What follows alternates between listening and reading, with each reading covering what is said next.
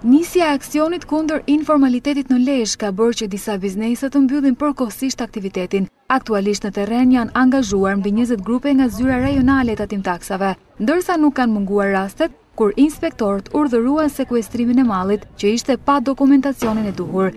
Drejtori i tatimeve në Lezhë, Ardian Barbullushi, deklaroi se penalitetet janë të pashmangshme për abuzuesit. Janë kontrollu 140 subjekte për cilët janë marrë aktet e konstatimit.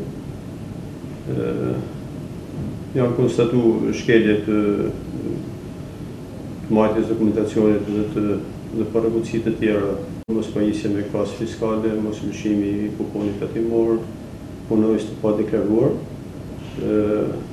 Në përqindje në raport me numrin e aktit konstatimeve janë rreth 21 subjekte me shkelje, për cilët janë marrë edhe aktet e konstatimit dhe në pas do të vijohet me penalitetet konform ligjit. Aksioni nga zyra rajonale të tatimtaksave në Lezhë vazhdon, ndërsa shumë biznese që u ishte lënë një javë kohë për të pajisur me kasë fiskale e për të regjistruar në qendrën kombëtare të regjistrimeve kanë ulur qepenat.